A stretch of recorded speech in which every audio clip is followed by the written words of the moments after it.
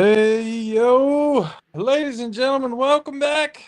We're back. It was a long fucking weekend. We got a lot to tell you, but we got so much to talk about at the beginning of the show.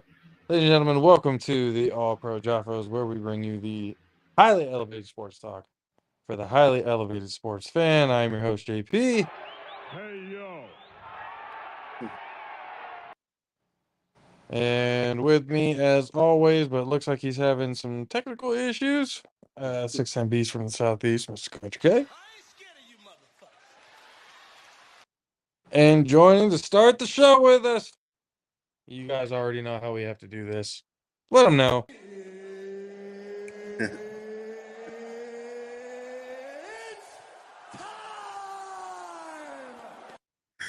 Ladies and gentlemen, our boxing insider from boxingsing.com, a Boxing Writers Association member, and all-around amazing human being. Ladies and gentlemen, please welcome to the show, Mr. Hans Themistode.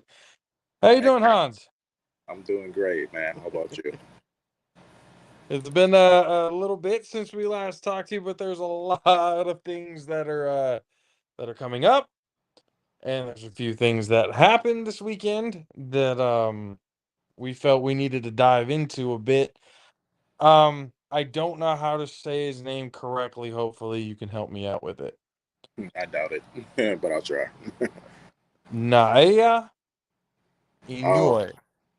yeah, I mean, sounds right to me. It sounds right to me, man. Okay. I'm probably butchering it, and I apologize.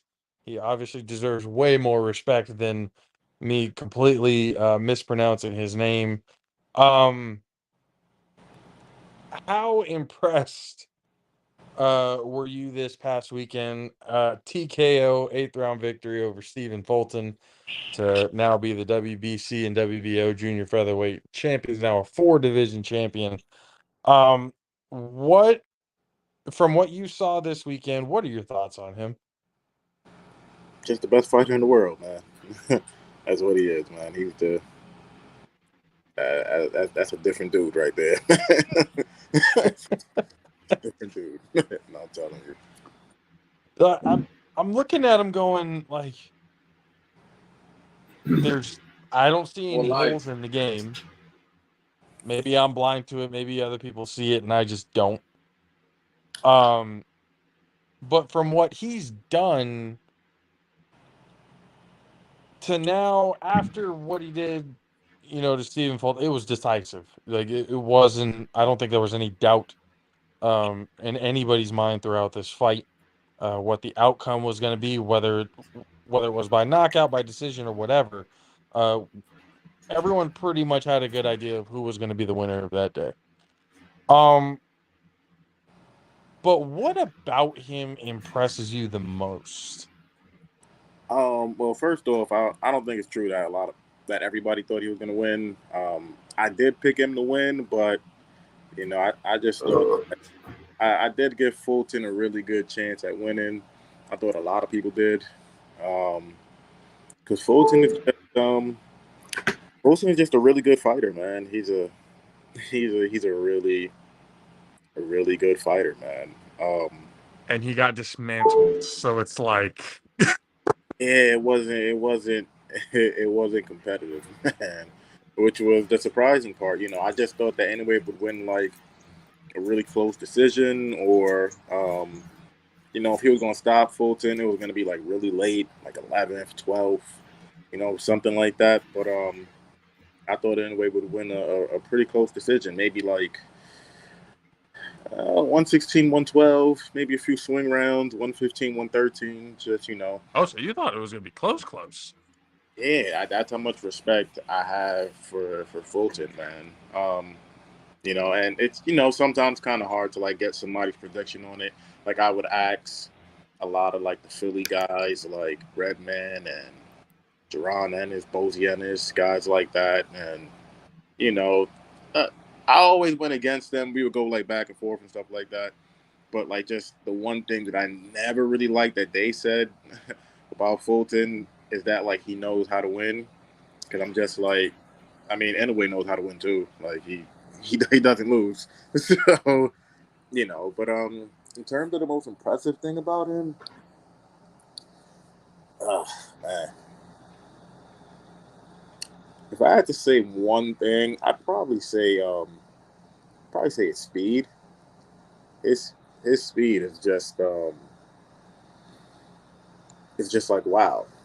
You know what I mean? Like it's really hard to prepare for a guy with that level of speed.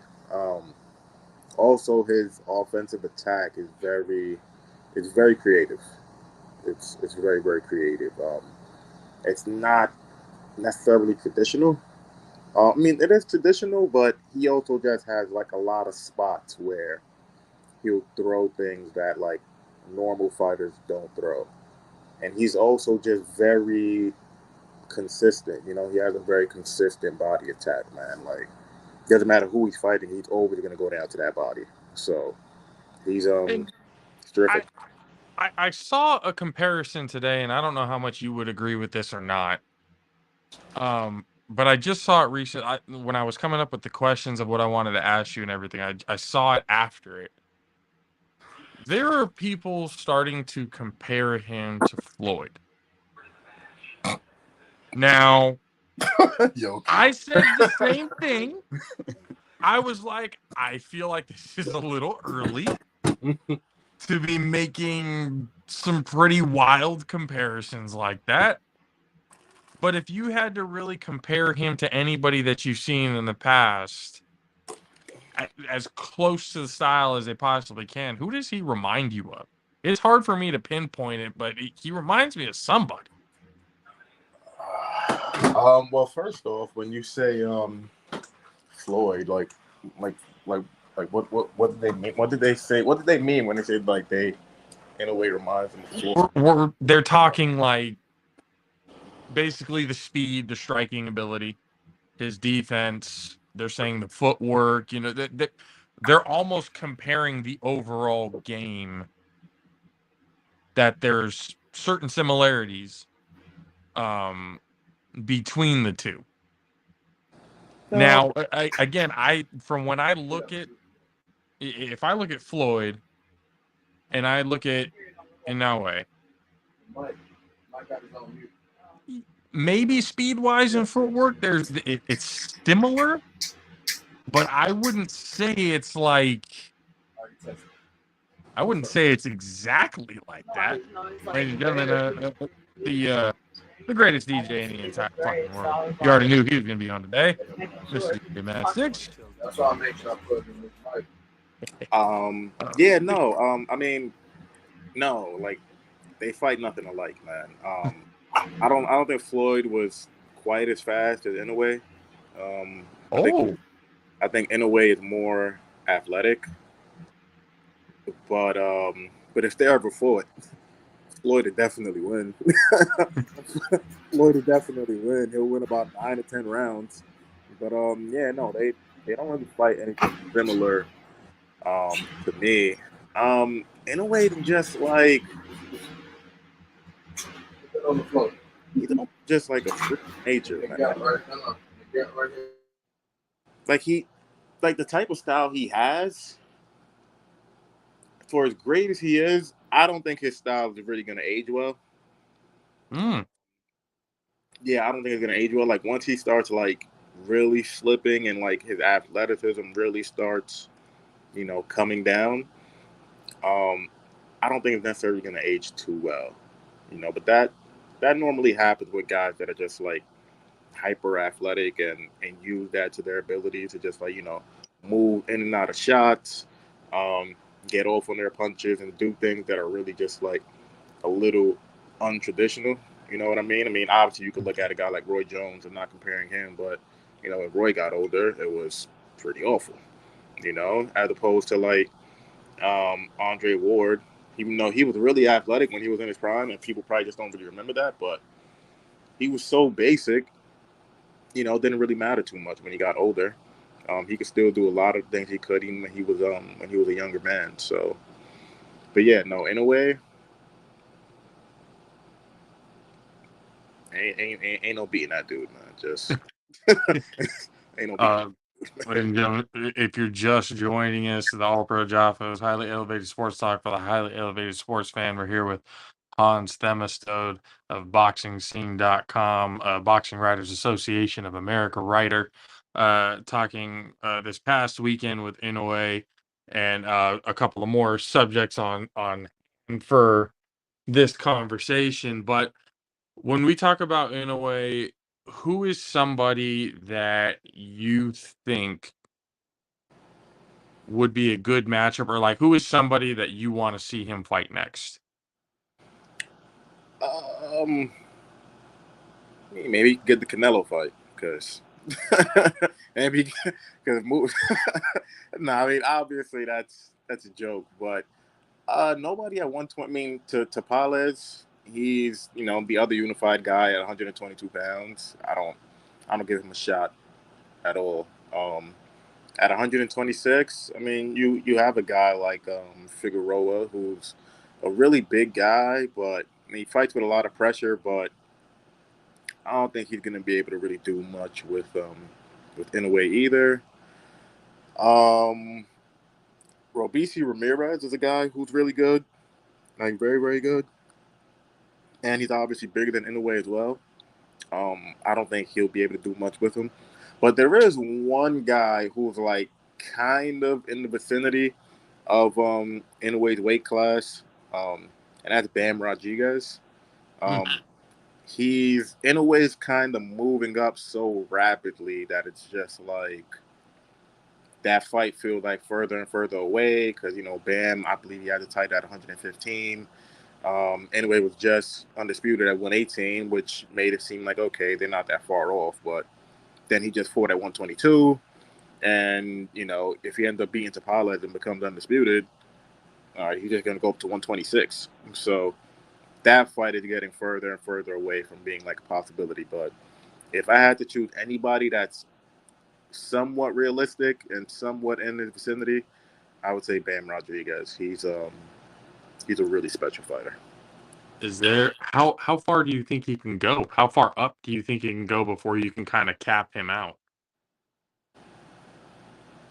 Uh, Already gone through 4 different weight divisions, so it's kind of like Actually, 5. or, He captured belts in 4, but he actually started at 108. He just okay. So he's been in 5 different weight classes already. How much further can he possibly go at this point um before you start really seeing it kind of affect the game? I mean, I do feel comfortable if he can get to 26. I do feel comfortable with that. Um, I I think he could get to 30. No way 135, right? But That's the thing about 135 is just like, I mean, those guys are just like, those guys are bigger, but like, I, they're not even necessarily bigger. I think they have like more meat on their bones, if it makes more sense. But like, if you look at like just dimensions wise, he's the same size as Tank, same height, same reach. I think Shakur Stevenson probably has like a 1-2 inch height advantage on him, almost the same reach. Devin Haney is really the only guy 135, and he's going up to 140 anyways. Where it would be like, all right, that's a pretty big size difference. But yeah, just like in terms of like dimensions wise, like they're not that far off from him, but it'll be hard for me to see him getting up to 35. It's kind of hard to see him getting up to 30 because those guys are pretty big. Um, Navarrete is pretty big. Even a guy like Joet Gonzalez, he's really big as well. But I just look at it. I mean, if you're gonna call yourself the pound for pound champ, let's see how far you can go. yeah, I mean, Let's I think he could do it. I think he could do it. I think he could go up to could 26. we possibly see situations, and this is the only reason why I say that, because the whole pound for pound, when I hear pound for pound, I figure the guy who could basically stand up to any freaking weight class. Could there be a situation where, and I know this is very very rare that something like this happens, but where you have a fighter fight somebody else who's obviously, so if he's fighting at 125, he can fight somebody at 135. He might gain a little bit more weight, but they'll outweigh him by a few. Is that something that could be thrown into the works in order to fit in some of these quote unquote super fights? Wait, so what's the question? So most of the time, obviously, they need to be the same weight class. Could we be looking at a situation where he would be basically fighting out of his weight class? He'll be at like 126, but he'll be fighting somebody at 130, 135. I mean, yeah, it can happen, but I mean, look, in a way, he's 30 years old right now, so I think he has like a few more years left in his prime. That's why I'm saying he kind of has to, like, if we're talking about fights like that, if you're the big money type of fights, I feel like that would be the easiest situation for that to happen. Instead of him slowly climbing up and you know what I mean? I mean, it's really just all about like it's really all about if he could like carry that power with him, man. Like obviously he can do it at 122. Um, uh, can he do it at 126? I think he can. I think he could take out everybody at 126 though. I think like knockout. Well, I think he can knock out everybody at 122 pounds. But once you stop at Stephen Fulton, I don't think there's anybody else you can't stop at 122. 126 would be a little bit tough. Like the added weight. Like I said, a guy like Figueroa he's a big guy. Even a guy like if he ever got back active again, like Gary Russell, he's not a big guy, but he's extremely skilled and extremely durable. So it'll be tough, like in a way to stop guys like that. But yeah, it's really all about if he can just carry that power, man. Like, yeah, he's fast, he's quick, extremely quick. But it gets to a certain point where it's just like, all right, this dude, he doesn't punch as hard. It's kind of like when you look at Manny Pacquiao, like, yeah, he was great. He had like a lot of those same attributes where it was turned, but they don't fight the same. But had a lot of those same attributes where he was just really fast, really quick, used some really good angles. His offensive attack was really creative, really, really creative. But it was just like, yo, this little dude's cracking. Like, he's putting dudes to bed, man. so if now that you say that, I feel like that is a better comparison than to Floyd. Yeah, if you're gonna make a comparison. I mean, it's to me, it's not even really a good comparison. They fight really differently, man. Manny, offensively, Manny fought like a little wilder. He was really more so in and out, in and out, in and out, pop, pop, pop, in and out, in and out. Like he fought really differently than the way anyway does. In a way, I think he's more calculated on offense. But Pacquiao is just more deadly, just in terms of like his power and stuff like that. Which, ironically enough, what's his name? Freddie Roach said they'd fight anyway at 135, and I'd like to see it. I'd like to see it. So if they can make the fight, let's make the fight. Let's do it. I mean, the sky's the limit for him, but like you said, at 30 years old, there's going to be those questions now as he starts to dismantle opponent after opponent after opponent. I feel like because of that, there's going to be those questions of, well, let's see what he can do with somebody above his weight class. Yeah, that's always how it goes, though. Like always, man. Like if your particular weight class doesn't have like a ton of killers in them, then guys are always going to be like, all right, let's see what you can do against somebody else. Like people are kind of just like looking at Tapala as like, he did beat MJ, but they're just like, all right, once anybody takes care of him, like who else is there really for him to fight? Nobody. Could you see him and Tank going at it at some point? That money right, for sure. That money's right. But not even just the money. It's like I said, man, they have a lot of the same physical dimensions. I could see that fight happening for sure. It'll be a crazy fight. I'm not too sure if it'll be exactly at 135, but Tank is the A side, so Tank would probably demand that it is at 135. But if he's willing to do like a catch weight, maybe not too far off, maybe like 132 or so. Like I could definitely see that fight happening. It'll be a great one too. It really would be. Yeah, that would be a very interesting clash of styles. Um, but one of the main reasons why we had you on today, man, it's finally happening after a long, frustrating amount of time leading up to this point.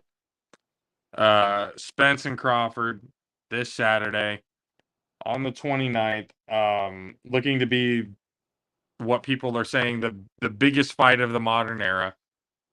What have the press conferences and everything that you've been to been like leading up to this point? Um, I mean, I don't really like to say stuff like both guys look relaxed.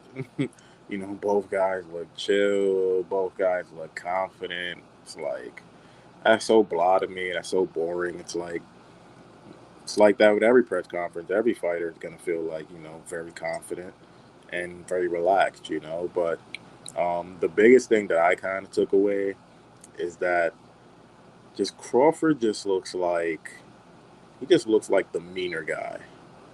You know what I mean? Like during face-offs, just how they look at each other, how he's talking. He just seems like the meaner guy. Like he's just like really, like he's just ready to go right now. Spence is just like he's definitely bigger. You probably won't really see him bigger at the weigh-in, but actual fight night and just like actually looking at them like face off and just seeing Crawford first walk by and then seeing Spence walk by, it's just like Spence is just like he's definitely the bigger guy. So that's what I would say is probably the biggest thing that I took away from it, honestly. So, I mean, it's the buildup is obviously, really big. I know, especially you being on the show and us talking about this, for a long period of time, we went through definitely that roller coaster of we're excited to we don't give a shit anymore to now we're back excited again. It's just it's been up until this point obviously hectic, Yeah. but from everything that you've seen, obviously you got to be a little bit more unbiased than what we would be on this show. Yeah. But what are some predictions that you can see going on during this fight this Saturday? I mean, this fight is about as 50-50 as you can get.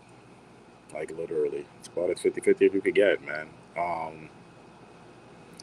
I mean, obviously Spence fights for the most part he fights one way, which is just like coming forward and just beating you up.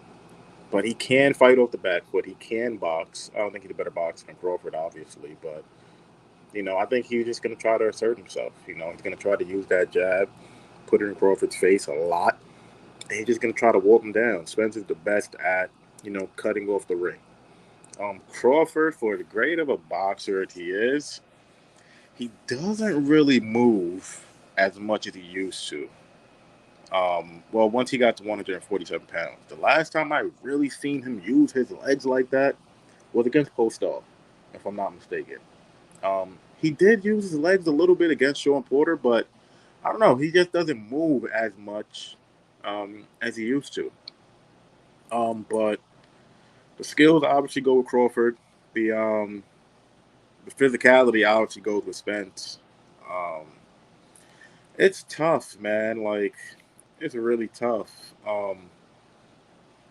If I've always said that I think Spence is going to win the fight.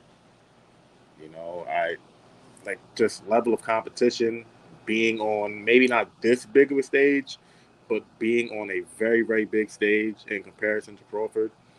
Um, just the way he fights, all of the punches he throws, it's a lot to deal with, man. Like it's a lot.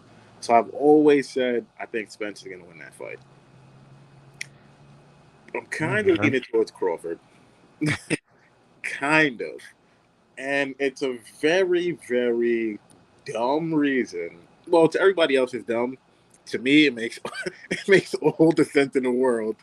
Why? Like, I think if they was fighting today, tomorrow, any other day but Saturday, I think Spence would win. But this Saturday is Crawford's mom's birthday. Now, listen, man. You ain't losing on your mother's birthday. No, you can't. No, you can't take an ass whooping in front of your mama on her birthday. No, that's just not. That's not in the cards. Yeah, so it's I don't know, it's probably dumb to some people. And like I said, it was a 50-50 fight anyways, but I just really think Crawford's gonna have that little bit of extra juice, man. Like, yo, I'm not losing on my mother's birthday, dog. Like, nah, man. And he's already a great fighter, so I'd probably lean towards Crawford, but I really want to take Spence. I don't know, man. Don't you just enjoy it being that way though? Yeah, for sure. Don't you just love Great. watching fights that you don't know what the hell is going to happen? Yeah, it's amazing, man. And that's what we got on Saturday. So I'm really, really looking forward to this fight, man. It's gonna be so good, man. It's gonna be so good. Like, man, yeah, I'm feeling. Are you going to be in the building? Unfortunately, not. Only because, ironically enough, it's Crawford's mom's birthday on Saturday, and it's also my brother's birthday on Saturday. So I'm just like, all right, I'm gonna be down here celebrating with him. So I'm still gonna watch the fight, but So you should have taken him with you. That would have been a birthday gift right there. it would have been great if I had that type of pull. I would have, but yeah, that's the only reason why I'm not gonna be down there, unfortunately. So I'm still holding out hope that like somebody like twist an ankle, they push it back like a month, and then like I can just be down there. But yeah, unfortunately, I gotta be here with my bro. So I'll watch it on TV. Don't worry about it. Family always comes first. That's good. Kay, did you have anything for Hans? You muted if you didn't know. You might not be we're trying to figure it out. But before we let you go, I wanted to ask one thing because me and Kay had this conversation, and it at this point has been frustrating me to absolutely no end. I think it looks terrible on the division. I think it's a joke. You talking about Tyson Fury? Yeah. Oh, you already knew where I was going with it. Yeah, Okay. once you said joke and frustrating, I already Tyson Fury. Yeah. Should he vacate the titles? I think he should. That's just my opinion. No, because he doesn't have to. It's kind of like, well, should Jamal Charlo vacate? Maybe he should, but Mauricio Wayne ain't telling him to vacate. So if they not telling me to vacate, then I ain't gonna vacate. You know what I mean? It's kind of like if you're financing a car, and you just for some reason can't pay anymore, and they don't come repo your car. Like, are you gonna just go give it to them? Nah, like they could come repo it, cool, but I ain't gonna just give you the car. But no, I don't think he should vacate. If WC wants to let him hold the title, cool. The fight itself, I mean, everybody's gonna watch. It's gonna be a spectacle. I don't really necessarily like it, but I don't like it now, just like everybody else doesn't like it right now. But I think on the night, everybody's gonna be like, okay, let's see what happens. You know what I mean? So I think people are a little bit more interested in it because they know the punching power of Ngannou. yeah, for sure. So there's that possibility. No, it's a possibility, but that's not happening, brother. No, I mean again, because if it did happen, I don't even know what boxing would do if it did happen. I mean, it would just be the biggest upset of all time, like literally the biggest upset. But that won't happen. But I mean, look, it's tough for like fans and like reporters to like kind of sometimes wrap their heads around stuff. But Tyson Fury's gonna get a lot of money for this fight, man. Like, why haven't they given him a mandatory?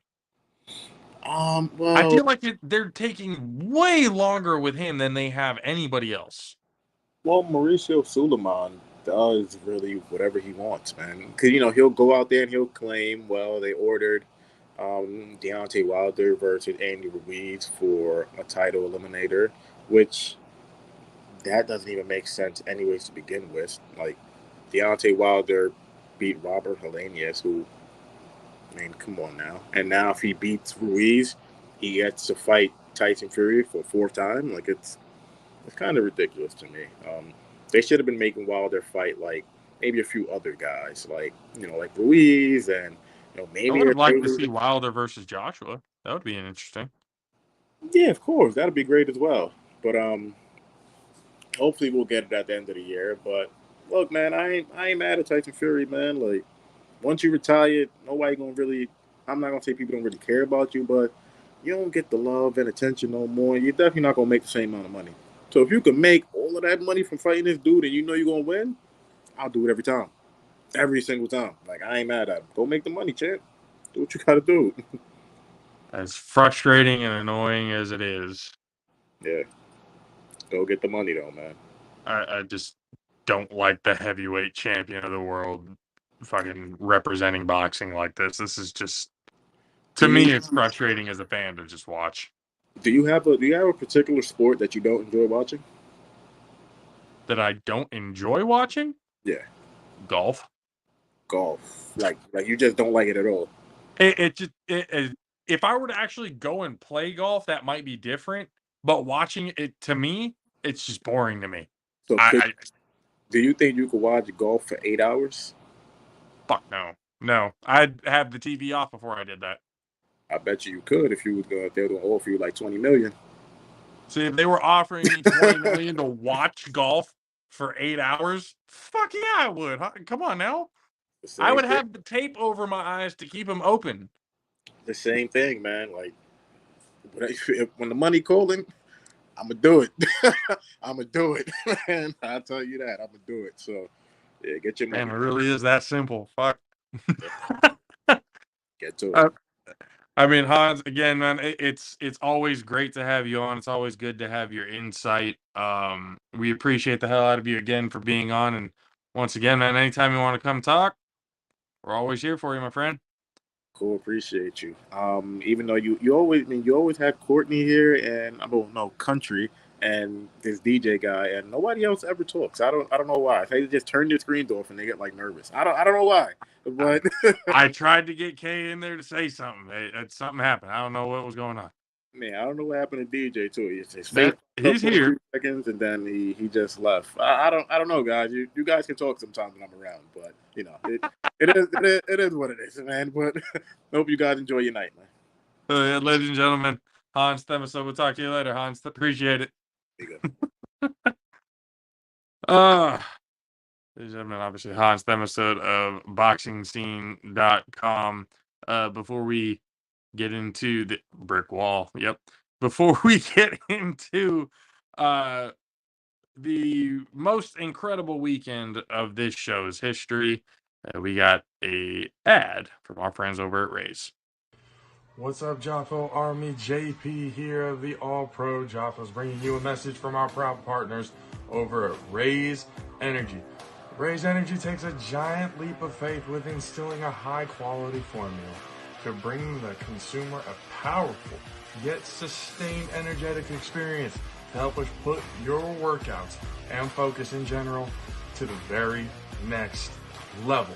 Perfect for anyone at any time. Raise Energy has become the most popular, the best rated energy drink on the market to date, with a phenomenal flavor profile that puts most of the competitors just downright to shame.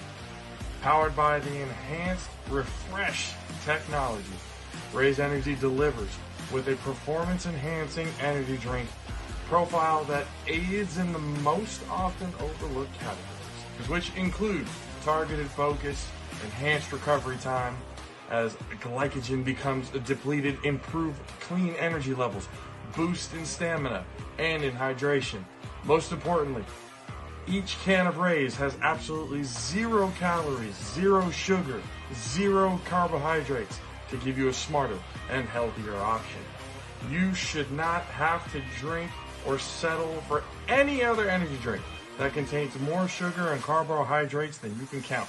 Instead, Opt for the smart choice with the #1 fan-voted energy drink on the planet with Raise Energy Drink. Use the promo code ALPHARAISE at checkout to get 15% off of your order. Demand more. Join the Raise Rebellion. Let them know the JAFFOs sent you.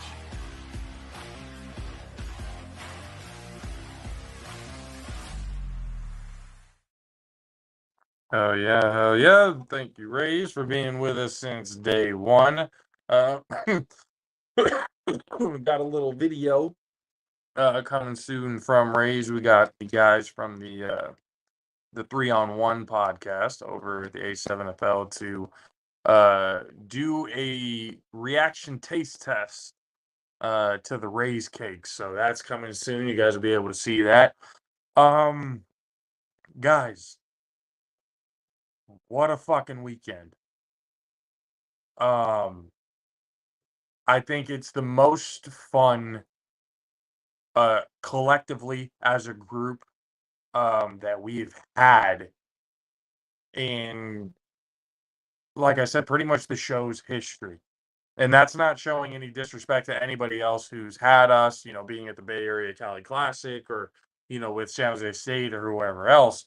It's just this weekend meant a lot to us in a way that,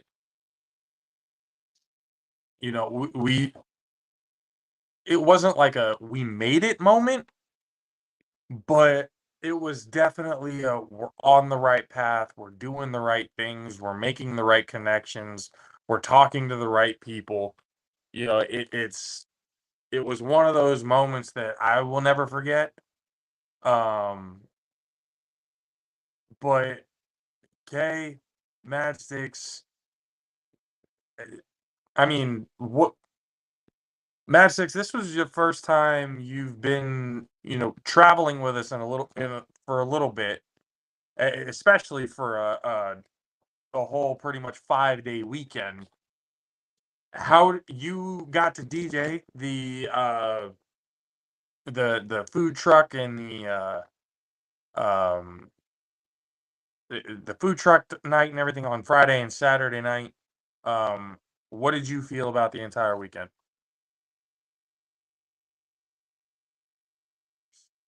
I can't hear you.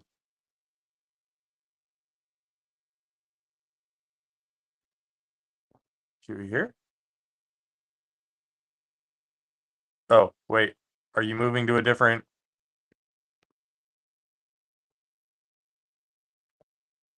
Okay. You're moving to a different thing. You hear me? Yeah, there we go. Okay. Yeah, the computer is like it's so dark. The background, the back is so dark on the back. But yeah, I've been talking about this past weekend all throughout since I've been back. It's one of those that'll be talked about for days. So it was just, man, we had a good time. It was hot as hell, hotter than hell. I think we was on the doorsteps of hell, Satan waving at us, and we went down there and did what we had to do and came back home.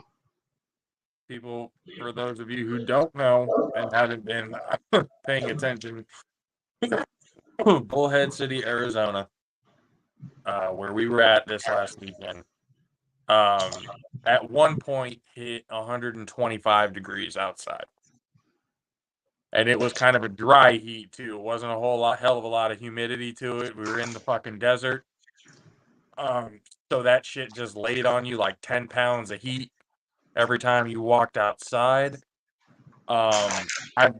Everybody collectively there, not just us, but everybody collectively had the understanding of this isn't normal. And nor should we ever really have to deal with something like this again. But definitely everybody has a badge of honor where we can tell everyone, hey, we don't get to say anything about how hot it is anymore. Because when you witness 125-degree heat, everything else feels like a nice summer breeze after that. Kay, you had a good weekend, a surprising weekend. how did you feel about the whole thing? Let them know what you did. Is he there? I thought he was back. I thought he was too. He's not muted. Can you hear me? Now I can Yeah. hear you. Yeah. All right. Yeah, we had a pretty good weekend, man. Like it was pretty fun. Did some dope stuff. Experienced some good people. Learned a few things. You know what I mean? Reaffirmed a few things, at least for me. Yeah, it was a real good weekend. But they so how we originally do things is when we go to places and stuff, Kay is normally the camera guy out on the field getting a lot of the action that you Oh see. yeah, no. I thought, hey, look, I go into it. Just tell them what you got going.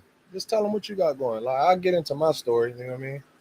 Oh, that's what I wanted. I was saying, like, Yeah, no. get into Just it. tell Like, them let your them know what you stuff. did. I'll Because get I into my think, story a little later. I'll put a little bit more sauce and flavor into mine. Just tell them what you did. okay. Well, I mean, so normally what we end up doing, obviously, with the down the line and everything else that we have there on YouTube and the social medias that you see down below the screen right there on the tickers. Um, Kay is usually the one filming. I'm kind of the one up in the press box. I'll get the higher views and stuff like that. I get most of the stuff that you see on the social medias.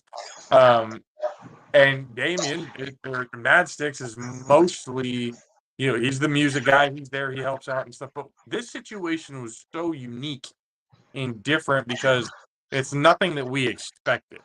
Now, shout out to everybody at the A7FL Nevada, Derek Duncan, Matt Ryan, Corey, Big Rob, Zach, Alex, Cole, Scott McCorkle, the Vikings, Dub, Casey, Chris Albert, just everybody that we, and if I'm not mentioning some people, I apologize. There were so many people that we met and dealt with over this weekend that were just so awesome, like just good people. Is what it was. They helped us out whenever they could. We told them we would help them out whenever, like whatever they needed, we were there to help them if they needed it. And come Sunday night, they needed it. And it turned into a situation where Kay was asked to do camera work for the A7 on the sideline and in the end zone. And I was asked to do the scoreboard for the stream. So the scoreboard that everybody saw on TV back at home, on Caffeine, on YouTube, on A7FL.TV or anywhere else or on DAZN, wherever it is that you caught the A7FL Championship, I was the one operating the clock that you guys saw. There were some things that kind of, messed up a little bit, and obviously you can see in the stream where it happened and what was going on. But other than that, everything worked out, really good. I had a great view of the whole game. It was an exciting game. It was a back and forth game for those of you who saw the recap afterwards. With all of us, in the same room, kind of talking about everything that went down, you kind of know the bits and pieces of what happened. But for us, it was an experience like I've never seen. I've never seen a game like that before at any level. I've never seen one that exciting. It was, especially live. I can't remember the last time I saw a game that good. The crowd was absolutely electric. Just all in. I believe there was a little over 500 people, a little under 1,000 and stuff who actually ended up in the stadium, but they sounded a lot louder than that. And it was basically a home game for the Insomniacs. Everybody from Vegas, when Tampa came out during the introductions and stuff, Tampa was getting booed. They were the big time villains throughout this whole thing. And, throughout the game, you saw that. And the Insomniacs were obviously the hometown team that everyone was rooting for.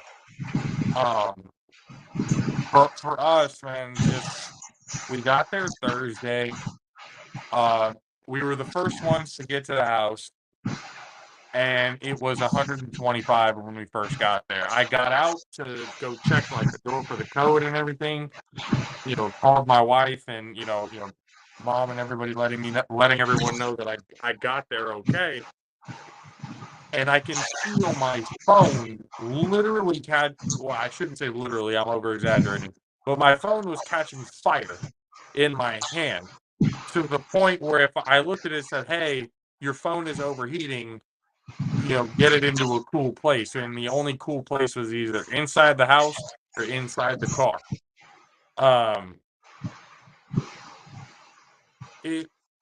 And then Friday came along. That was the first food truck night, and the flag football tournament and the combine and everything went down on Friday. The flag football tournament was pretty fun to watch. The Kings of Florida, which was pretty much the Tampa Nightcrawlers, ended up winning the flag tournament and $10,000. And then after it was Saturday was the arena game, right?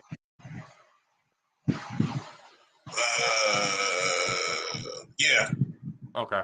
So Saturday was the arena game between the Vegas Saints and the Vegas Kings. And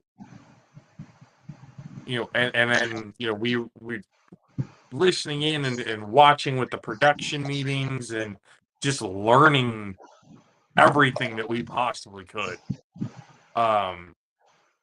We were on the anniversary show for the 3-on-1 podcast. We got to talk in there and stuff, and we got to witness one of the greatest 40-yard dash races of all time. How that went down was absolutely hilarious. And all those videos and stuff like that coming very, very soon. Country K is working his ass off to be able to get those out, as soon as possible. But that one right there, that's six. So the first one they tied, right? Second one, Casey took the spill. What was your reaction to that race in general? Like, the build-up around it was pretty fucking wild, all things The considered. build-up was cool. I didn't get to see none of the races because I was out DJing, so I didn't see none of the races. Shit, that's I was right. setting up, so yeah, I missed a lot of the indoor stuff that was going on previous. But I did see the photo, the infamous photo. The infamous photo. He's stretching out, getting his Superman on the ground. K got involved in the whole 40-yard dash thing as well. Derek Duncan, shout out to him. And actually, Derek, we are actually going to have him on the show to talk more about this past weekend, especially from his point of view. This for Friday's episode, so don't miss that. But he was talking all sorts of spice, saying he would take anybody on, he'd smoke anybody. And Corey asked the question, who wants to race, and who was one of the first people to raise their hands? The 6'10" beast from the southeast himself, with the "Yep, I'll do it" look on his face. For some reason, made the decision to take off his shoes just because Derek did.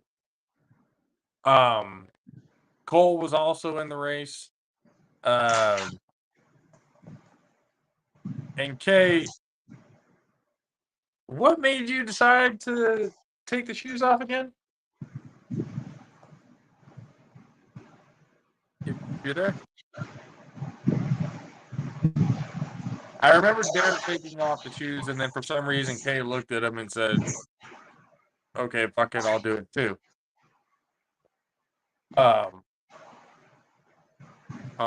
Kay, are you there? I don't think he You is. did now. Yeah, he's there. So the race went on. Hey, actually, smoked Derek, and at the last, 10, 15 yards of the race, was laughing at him on the way there. So that was fun. And Matt Six was out doing, like you said, the DJing. We were talking about, we kind of wish that they would have put the trucks on the other side so it wouldn't have blocked the sound kind of going in. Yeah, kind of going in, yeah. But it But the was vibes like, were good. yeah, no, it was good vibes. Yeah, everybody was chilling. You know, we had the Budweiser, the beer garden girls dancing, and that's it for me. If I get a couple people dancing, I did my job. So had a little kid out there dancing on Saturday night. Bro, we had Derek freestyling in there. Yeah, yep. And you just so happened to play the song that apparently in the 90s he dropped a single to. Mm. So he went straight into that verse and everything else like that while that song came out. That song came on. That's off to Derek for sure, because that was pretty impressive. What did you guys think about the food? The food was good. That taco spot was definitely good. I had from two spots. I had the tacos from what is it, Lot J. Like, we shout out to Lot J's Tacos. Hell yeah! Vegas. If you're ever in Vegas, go get you some there. They're out there at the Raiders game, I believe. So yeah, go get you some Lot J's Tacos. And then the other spot I got the fries from that was pretty good. I don't even know the name of the other spot. It was pretty good. So the food was decent. I put a post. I said, I'm not a Raiders fan at all, but Lot J's taco, that shit was fire. They had so according to not Scott, it was Steve. Steve out there. He said the record for them was 22 tacos in an hour. Yeah, Now, I don't know what the reward is for breaking the record. We never got those details. All I know is after getting the tacos, I knew I was not going to have enough money to get back home. Yeah, to eat that if I wanted to try and beat that record. Yeah, you spending $100 and some dollars just on tacos to try to break that record. They what, $4 a piece? Yep. $4. Hey, but that's what I'm saying. Like, when I tried it, I was like, oh yeah, I'd be able to break that record, no fucking problem. If I had the money to burn to actually go and try it, I would have tried it. But either way, we had those, and I had the that cup of corn with the mayo and all that, that shit was so good, so good. Yeah, shout out to Lot J Tacos and all the other food vendors and stuff like that who were there. It was like I said, it was good good vibe, everybody there that having a good time, especially after the flag games and stuff. So it was really cool. What did you guys think of the stadium? The stadium was pretty dope. It was a nice little stadium. It's just weird because it's like in the middle of nowhere, and you just got this big ass indoor stadium. But the stadium was nice. The staff at the stadium was cool. Shout out to Elizabeth that worked at Anderson Field. She was a trooper. She got us what we needed. All the staff there was pretty dope. So just want to, it was definitely a warm welcome all the way around. From the time we touched down to the time we left. So. Elizabeth and shout out to the staff and everybody who was there, Kelly and everyone who helped us out. And everyone was real focused on getting the job done, but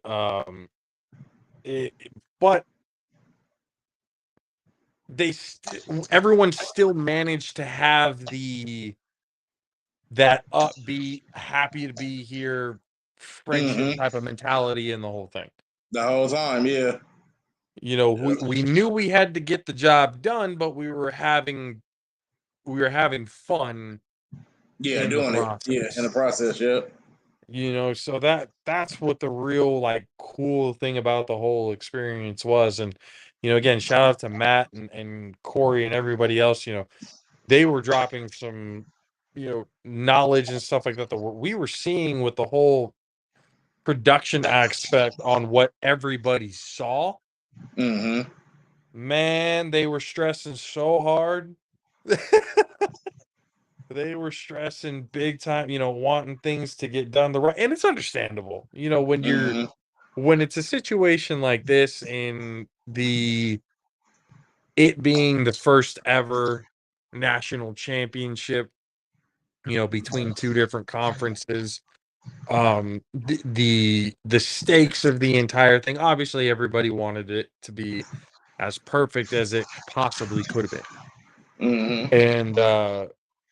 And I mean, it wasn't perfect by any means, but to us, it was successful.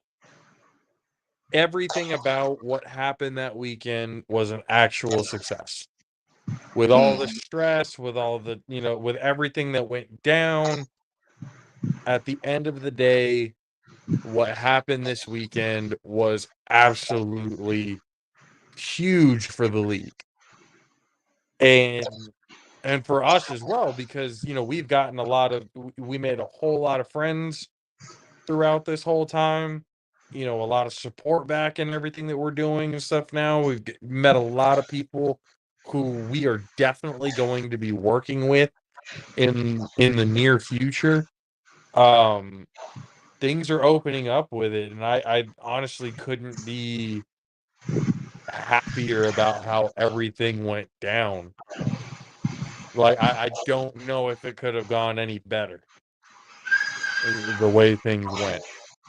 Mm-hmm. Hey, if you're there, can you let them know the situation that you dealt with on Sunday night? I know he's there. He's got to be there. Okay, are you there? Nope, he ain't there. Come on. He's dealing with something. He's got to be dealing with something right now. Yeah. No, there he is. Yep. There you go. I mean, you pretty much said everything. So I mean, no, but I didn't go into full detail on what it was that you did and the scenarios and the other stuff and people that you talked to. I mean, low key, but yeah. The only thing that wasn't mentioned was I talked to Coach Mike Tice. I mean, just like everybody else. That was about it. That's the only thing that wasn't mentioned. Everything, you pretty much said everything. Well, okay. He's not giving himself enough credit. But how he ended up in that situation was we were talking with Mel Carey. Shout out to Mel, Flashpoint Media. Go check that out. Go follow him. And he told us I needed a fourth cameraman. And we all looked directly at Kay because he's the one who's the video and the camera and everything for us. So Kay got that opportunity to be in the south end zone cam, if I'm not mistaken. What was the field cam? The other cams are on there. The other cameras was off the ground. And that was the only field cam. Okay. Oh, wait, you were the only field cam? Yeah, other cameras was off the ground. The 50 camera and the other camera was off the ground. Got it. I know where Zach was at the main play camera up by where the guys from the 3-on-1 Yeah, no, he wasn't a cameraman at all. Who, Zach? No, not at all. I saw Zach manning a camera with the headset on. I don't know if I think he was just probably holding it for somebody, but I didn't hear him say anything about. It was like he was operating the show, but I didn't see him doing all that. Yeah, because I think he was supposed to be doing the teleprompter. Yeah, he wasn't on no camera. I thought Alex was doing the teleprompter. Probably was. But Zach wasn't on no camera. I could have sworn I saw him manning the. He had the end zone, or not the end zone, the headphones, and he was the camera that was like a few feet away from Matt and Rob and Corey. Huh. No, that was what's homie name? I forgot homie name. That was somebody else. David? No, David is Alex's brother. I forgot homie name. So it wasn't David, it wasn't Alex, it wasn't Zach, it wasn't Cole. Oh, I think that might have been his name. Cole. No, Cole had a camera, but it wasn't that one. Cole had a camera, but I'm saying it was the other cat that wasn't staying in their house. He was in the production meetings, but he wasn't staying in their crib. No, I know who that is. That's what I'm saying. He wasn't staying in their production house. I forgot what homie name was. He had the big joint. He had the big joint on. We was in the production meeting that Sunday morning. He was sitting up in there with the big ass camera. I forgot homie name. I apologize. I thought his name was like Paul or some shit. I'm bad with names, so the fact that I remember all these names is fucking amazing, to be real with you. We did meet a lot of people there. That's why I was like, no, I'm bad with one singular name. Like I'm not good with names. I forget a motherfucking name quick. I'll give him a nickname quick as fuck. Yeah, I'm bad with names, so it's a good thing I remember these guys' names. I'm trying to think of who it possibly could have been.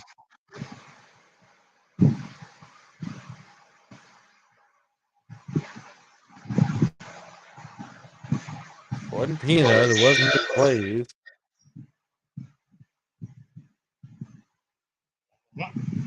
It wasn't Mel, was it?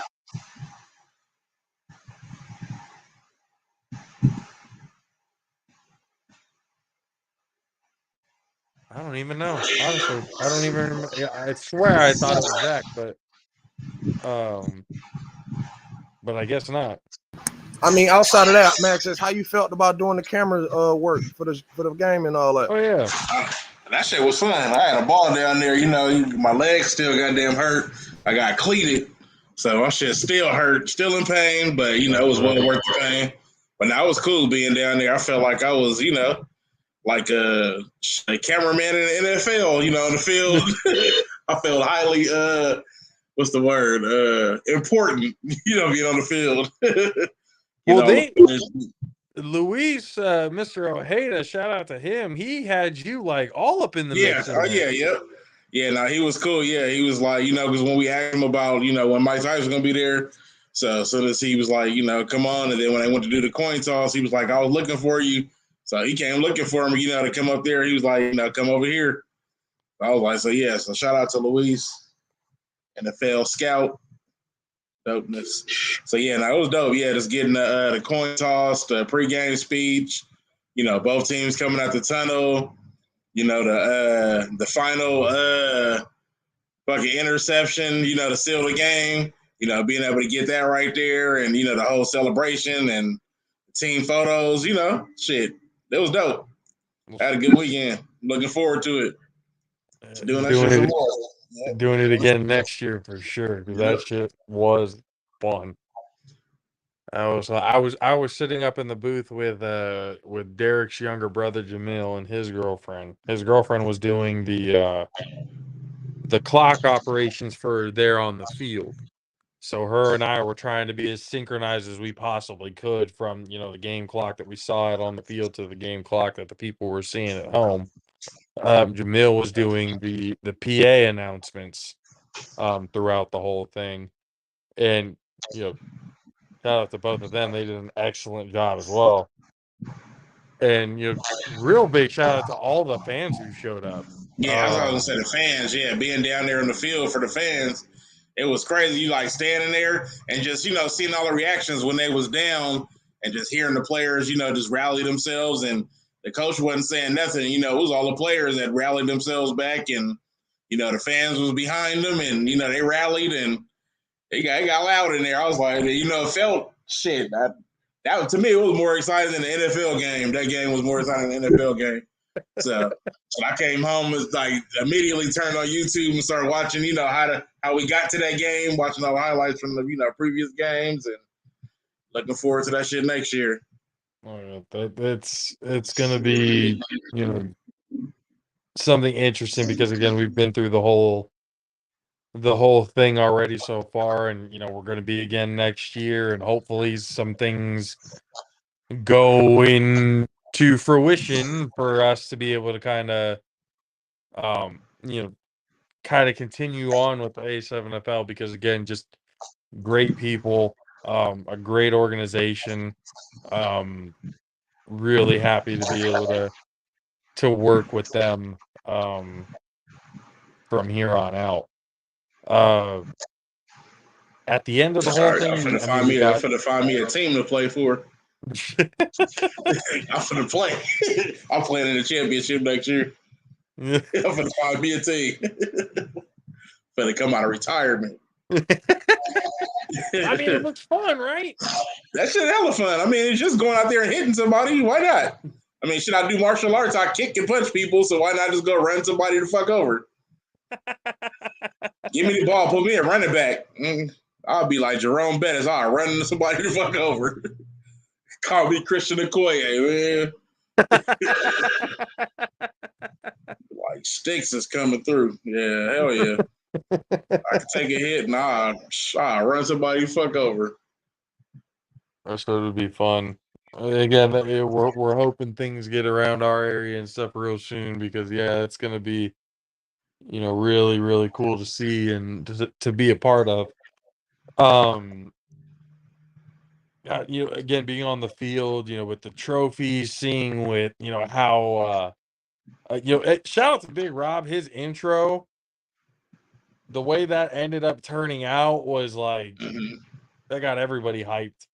And we were there to kind of watch how that whole thing went down. So it was really cool. Again, like the whole behind the scenes thing. And then the whole ending with Matt, how Matt closed it out on the field, getting that on video, I got that on video, how he, he sounded like, it was funny because he sounded like a commentator, but you can tell he's a promoter, like, for a sports promoter, he got that, just the way he did that. Yeah. I was like, yep. I sound like we about to get ready for WrestleMania or so.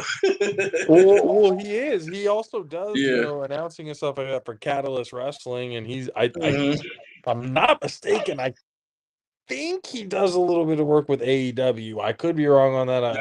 I think he does. Yeah, I think because he was telling me I should watch it. So I believe so. Yeah, he's definitely a big wrestling guy. So he knows how to cut promos and really bring the hype out of the whole thing. He's real good at doing that. I should have him give me a DJ intro. Yeah, DJ, that should be dope. With him and Rob, Matt Ryan just introducing Mad Sticks every time. Yeah. Have Matt and Rob do a DJ intro. So, I mean, it was cool to be able to hang out with him too, to kind of get to know him. Kind of get to know everybody a little bit while we were there. It was entertaining. Corey, God damn it, can that man talk? Well, it's funny because he got quieter after that first night. Whoever said something, he fucking let it all out that first night. He was quieter the next couple of nights. I was like, that next day, I was like, he hella quiet today. Like it was a point in time. Like we were just looking at Corey. Like I told Rob, I was like, I am thoroughly impressed. Like I cannot believe he has been nonstop talking from sun to fucking sundown before he passed out. I'm the old man of the group. I had to go get my nap in. I would say that first night you were out by 9 o'clock. Yeah, sorry because I had to be to work at like 3 the past 2 days leading up to that, and then we 4 hours of sleep and then that long ass 10-hour drive. Yep. I mean, I didn't feel like the drive was that bad. No, the drive wasn't bad at all. It didn't even feel like it's like once you're on the road, you just driving, you just go. Like you got whatever I got my music, so I just get on the road and go. It's like I know I got to get there, so Yep. You know, as long as it ain't traffic, I'm cool. And we never hit no traffic at Oh all. yeah, we were Yeah, clear the so whole time. yeah, so it was, you know, it was cool. Yeah, it's just the whole thing. Kay, I'll start with you. What is something from this past weekend that you feel like you'll remember the most out of everything that happened?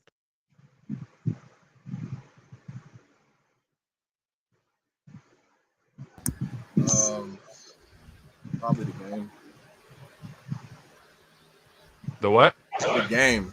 Because Oh. I started thinking about it. It was the game itself. It was a really good game. Bad Six, what about you?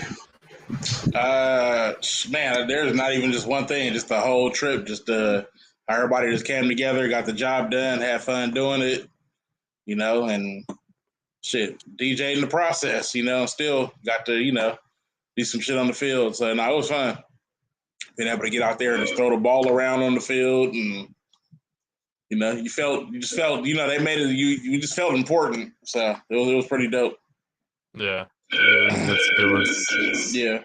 definitely something that I will never forget. After the game and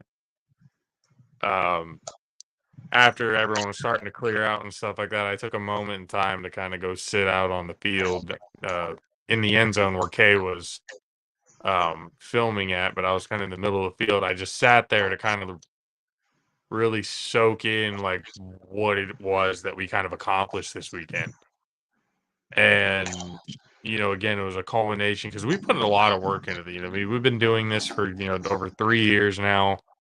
You know, talking to a bunch of people, seeing, you know, a lot of things, and just, you know, Madison's been touring, you know, putting in a lot of work, you know, on the road. You know, me and Kay have been, you know, trying to get it. So this whole everything up until this point, like you know, just kind of looking at it, going like, huh, all right, this is what we, you know, it's not all going to nothing type of thing. It's kind of because I mean I've had those times, you know, plenty about thinking about like, it's not going as far as I wanted it to. It's not doing as much as, you know, I was. What up, Casey? So we've had those moments, but we've stuck it out. We've grinded it out, and now we're at a really good point in the show where we know what's coming. At least for certain aspects of things, we know what's coming for the show. But we also know there's a shit ton more to come. There's a lot more that we're going to cover. There's a lot more people that we're going to be able to meet and talk to and bring on the show and get more insight, and, you know, and building relationships and stuff. So, you know, like we told everybody who's on this show, everybody that we've dealt with and stuff like that, once that's happened, you're part of the Jaffo family for life. You know, we have the Jaffo army. That's everybody who's been supporting us. You know, everyone who's given us, you know, good feedback and everything like that about the show, saying that they like the show. But we have the Jaffo family for everyone who contributed in a way that we appreciate more than anything else, because we know people's time is valuable. So the fact that they're able to give us 30 minutes, sometimes an hour, in Corey's case, an hour and a half to fucking 2 hours, you know, that we appreciate everybody's time. And we appreciate everyone at the A7FL for giving us the opportunity to be able to do what we did this weekend. And that was create a moment that the three of us will never forget. We will be humbled by, and we will always appreciate, you know, for the rest of our days. You know, so again, everybody at the A7FL, thank you guys. Everybody, you know, the Jaffa Army who was, you know, watching with us the whole time. Everybody's been very active for us on the social medias and stuff. For everyone else, get to sharing, let everybody know what's going on here, because it's growing and growing and growing, and I couldn't be more proud of everything that we accomplished so far. We have the show this Friday. Derek Duncan gonna be on with us to talk about his excitement about this past weekend. Appreciate Hans for being on with us to talk boxing. We're gonna have the F1 guy, CJP, going to be with us to talk more F1 and stuff like that. So, ladies and gentlemen, we appreciate the fuck out of every one of you guys. This journey has been great. We love every single bit of it. Once again, A7FL, we love you guys. We can't wait to keep working with you guys. And it's going to be fun from here on out. Stay tuned, everybody. The All-Pro JAFFOs for myself, JP, the 610 Beast from the Southeast, Mr. Country K, and the greatest DJ in the entire motherfucking world, Mr. DJ Mad Sticks. We'll see you guys next time. Get out of here.